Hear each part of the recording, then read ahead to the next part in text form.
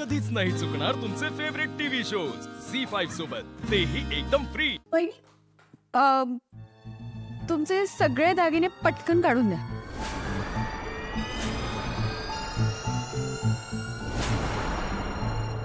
दामिनी, घरात जे चाललंय ते कमी नाहीये का? म्हणून तू अजून इथे येऊन मूर्खपणा करतेस? वहिनी, मला कळतंय, पण तुम्ही थोडं ना शांत व्हा। काय दागिने मला नको आहेत, दिशाला हवेत। ती आज पारंपरिक वेशभूषा करणार आहे ना, तर तिच्याकडे ती ज्वेलरी नाहीये।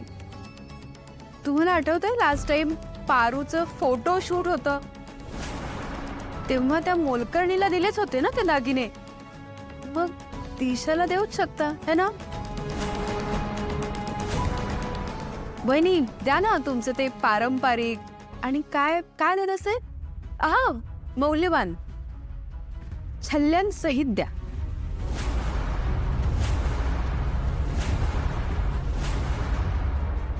दामिनी, कॉम्पिटिशनची सगळी तयारी दिशा करते ना, मग तिच्या दागिन्यांची व्यवस्था सुद्धा तिनेच करायला पाहिजे होती ना।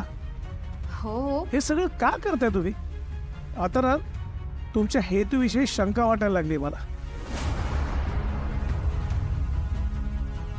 मुद्दाम करत नाही आता तुम्ही? दामिनी, ते आपले दागिने पारंपरिक आहेत, मौल्यवान आहेत, ह्याची तर तुला कल्पना आहेच ना। ते जर असंच उठसूट कुठल्याही गोष्टीसाठी वापरायला लागलो तर त्याची काय किंमत राहणार आहे सांग? बरोबर आहे वहिनी तुमचं, पण वहिनी आपण कोणाला तरी नाही ना देणार आहोत। दिशा या घरची सून तर आहे, म्हणजे होणारी। म्हणजे सॉरी, तुम्ही त्या मोलकर्णीला पारूला हे दागिने देऊ शकता फोटोशूट साठी, तर मग दिशाला का नाही?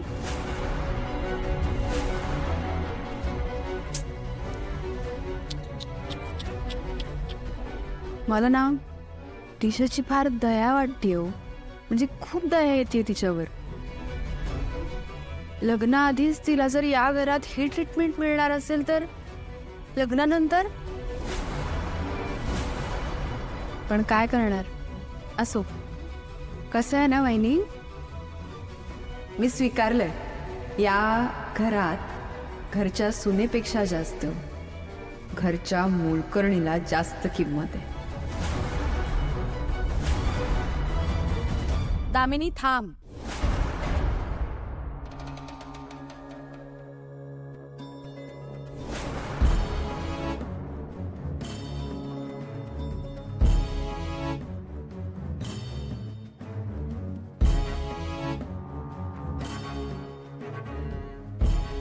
वहिनी मला नको दे।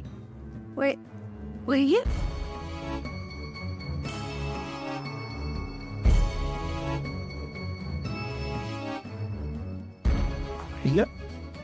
हा छल्ला आणि हे दागिने, हे दोन्ही महत्वाचं आहेत, पण त्याही पेक्षा महत्वाचं आहे ते या घरच्या होणाऱ्या सुनेचा सन्मान। त्यामुळे हे दोन्ही दिशाला दे, तिच्या तयार होण्यात काहीही कमतरता राहिली नाही पाहिजे।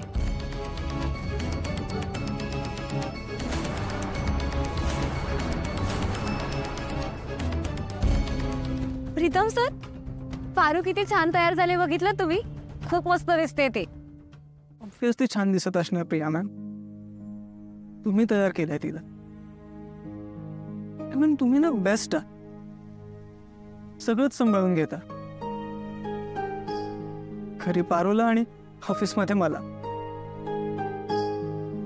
मॅम तुम्ही नसतात ना तर ते प्रेझेंटेशन नसतं चांगलं झालं। मी केलंच सगळं, मी काहीच नाही केलं। बेसिकली मी काही करूही शकत नाही।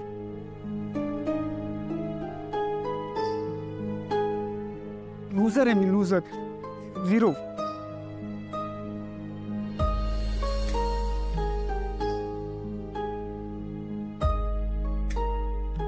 तुम्हाला सुद्धा एक मैत्रीण म्हणून माझी लाजच वाटत असेल ना? प्रीतम सर, मैत्रीत लाज, शरम, हेवे दावे, इगो असं काहीही नसतं।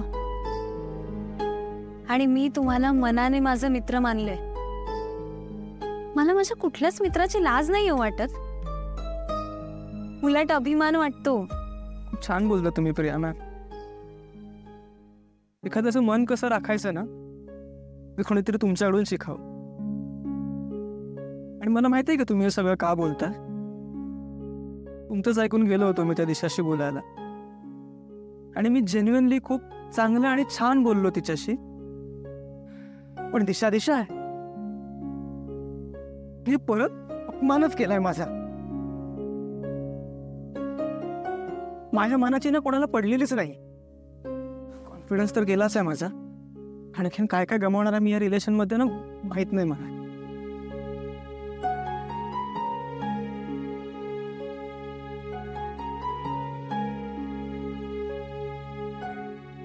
प्रीतम सर, तुम्ही खूप निगेटिव्ह झालायत असं नाही वाटत आहे का तुम्हाला? थोडं वेगळ्या प्रकारे बघायला शिका ना प्रॉब्लेमकडे. आपण आयुष्यात घेतलेला प्रत्येक निर्णय डोळे बंद करून फॉलो करायचा नसतो. कधी कधी शांत बसून त्यावर विचारही करायचा असतो.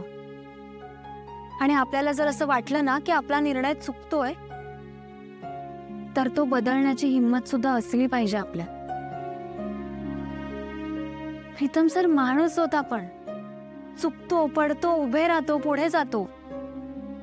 पण स्वतःच्या आयुष्याचा कंट्रोल स्वतःच्या हातात ठेवायला शिका. तुम्हाला मनापासून जे वाटतंय ना तेच करा. जगाचा विचार का करायचा आहे? हे जग कोण आहे जे तुमचं आयुष्य कंट्रोल करेल? खास करून रिलेशन मध्ये. एखाद्या रिलेशन मध्ये सगळ्यात जास्त महत्वाचं काय असतं माहितीये? रिस्पेक्ट. आपण जर एकमेकांचा आदर करत असू ना, तर जगातलं कुठलंही नातं खूप सुंदर आहे. तुम्हाला कळतंय ना प्रीतम सर मी काय सांगते? तुम्हाला मनापासून जे वाटतंय ना तेच करा, कोणाच्या दबावाखाली नाही. अगदी तुम्ही ज्यांच्यावर प्रेम करताय ना त्यांच्या दबावावर सुद्धा नाही. स्वतःचा ऐका फक्त एकदा, मग बघा तुमचा जो काही निर्णय असेल ना, तुमची फॅमिली सुद्धा त्या निर्णयावर अग्री करेल.